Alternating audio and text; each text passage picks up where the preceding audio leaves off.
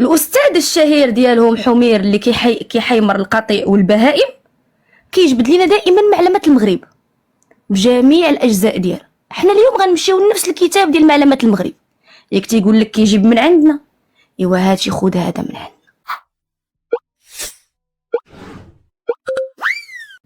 تيقولوا العكاكزه نتوما العكاكزه، قبيله العكاكزه اللي كان عندها واحد الدين ديالها بوحدها، ونزيدكم كانوا فيها زين المحارم، يعني بحال الاصول ديال العبابسيه او العديسيه. اي واحد عنده، اسمحوا لي الخوت لانه هادو مواضيع تاريخيه، الياس تيقول لك ما تجبديهمش ولكن انا غادي نجبدهم. برافو عليكم، دين بني عكزوز او العكاز اللي هما العكاكزه. اصول العكاكزه الاسم ديالهم والطريقه ديال التصوف اللي كانوا غاديين بها شناهي؟ هما كيتنسبوا للشيخ احمد بن يوسف الراشدي الملياني، وهي كتنسب نظرا لمدينه مليانه اللي كاينه في الجزائر. نزيدو هاد الشيخ هذا توفى سنه 1524 ميلاديه، وكان هو التلميذ ديال الصوفي اللي كلنا كنعرفوه اللي هو احمد زروق، كلشي كيعرف. وكانت كتسمى كذلك بالطريقه الصوفي اليوسفيه، وكذلك كان عندهم اسم اخر اللي هما الحماديه، وكانوا اللي كيسميو نفوسهم اصحاب احمد، وكان يعاد بالله اللي كيتنصب على انه اصحاب محمد صلى الله عليه وسلم عليه افضل الصلاه والسلام. وكانت واحد السميه اخرى اللي هي العكاكزه الميليين ولا الملايينيين، نظرا للمدينه ديال مليانه اللي كاينه في الجزائر. كذلك كانت عندهم واحد السميه اخرى اللي هي البضاضوه، والبضاضوه من جات من الاباضيه اللي كانت انذاك بمزاب بالجزائر كذلك، وكانت سميتهم الشراقه. وهاد الشراقه هادو هما اللي جاو عندنا، انا نشوف راسي واش كنكذب ولا لا، هما اللي جاو عندنا عن طريق الاقاليم الشرقيه ديالنا، حنا المنطقه الشرقيه بالمغرب دخلوا منها، باش تعرفوا بانه حنا اي مصيبه كتجينا من هذا المجال الحضاري الوسطي. هاد الوسطيين كلشي كيجينا منه. نجيو نشوفوا انت الملكه كتكذبي منين جبتي هادشي؟ واخا الاستاذ الشهير ديالهم حمير اللي كيحيمر القطيع والبهائم كيجبد لينا دائما معلمه المغرب بجميع الاجزاء ديالها. حنا اليوم غنمشيو لنفس الكتاب ديال معلمه المغرب. ياك تيقول لك كيجيب من عندنا، ايوا هاتي خذ هذا من عندنا. معلمه المغرب اللي جيتي واستدلتي فيها بالحدود الحقه والحدود الموروثه عن المستعمر. نفس نمشيو للكتاب الخوت ديال معلمه المغرب جزء 18. نعاود نقول لكم معلمه المغرب الجزء 18، وغتمشيو بالضبط للصفحه 6114 6115. حنا غنمشيو ليها طق، نجبدوا الكتاب طق، ها هو كتاب معلمه المغرب. حلوا كاميرا ونبداو على بركه الله نفتتح الدليل الاول. ديروا لي السكرين الخوت، الصفحه 6114 العكاكزه. طائفه بلاتي نزيد لكم باش تقراو معايا، نزيد لكم في هذا. ها هي اسيدي، قال لك العكاكزه طائفه صوفيه نشأت بالمغرب خلال الربع الاول من القرن في اطار التيار الزروقي الراشدي الذي تدفق على بلاد من المغرب الأوسط وتفرع إلى اتجاهات متعددة، وعرف انتشارا واسعا، وصادف متعاطفين ومتناصرين، وواجه منكرين ومعترضين. وهذا في حياة الشيخ أحمد بن يوسف الراشدي اللي توفى قلت لكم سنة 1524. صدر طبقية الزروقية الأولى والمؤسس الطريقة الراشدية، وقد تزعم الطائفة التي تهمنا الاتجاه الذي عمل على نشر طريقة هذا الشيخ والمتأثر بالبسطامية والقاتل بالإحسان بلا علل والمحبة الخالصة والتساهل في تحقيق الخشية والرجاء. أنا ما كنشوفش مزيان الخوت، يسمحوا لي على القراءة. وقد ندوزو باش ما يقولوش خرجنا من الصفحة. وقد اجي ندوز لكم الصفحة.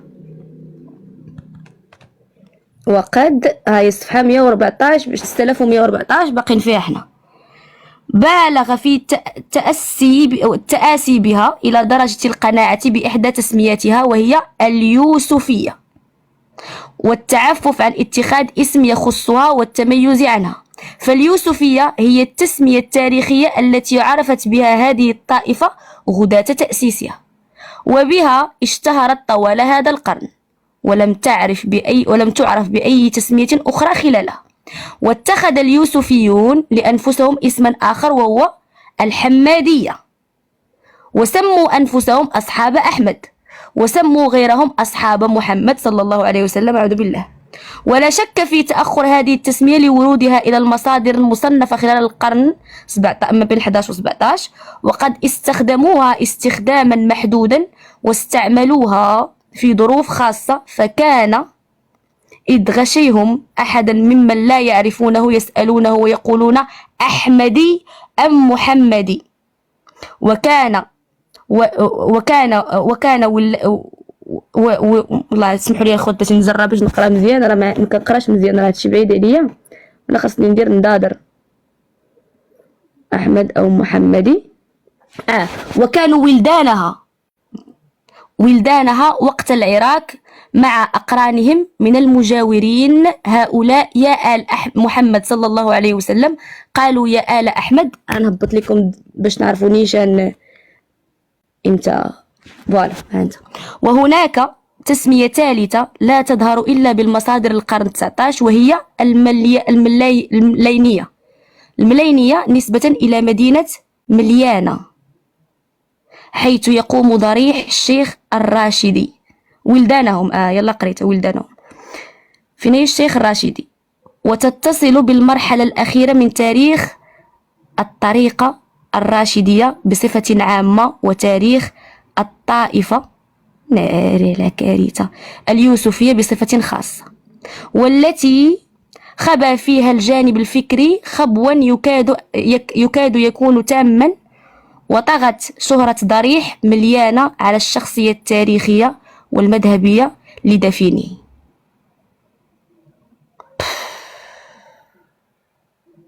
الوغ فين كانت العكاكزة؟ يسمع معاياش، فين كانت العكاكزة الخوت؟ فين كانوا؟ كتبوا لي لتحت فين كان.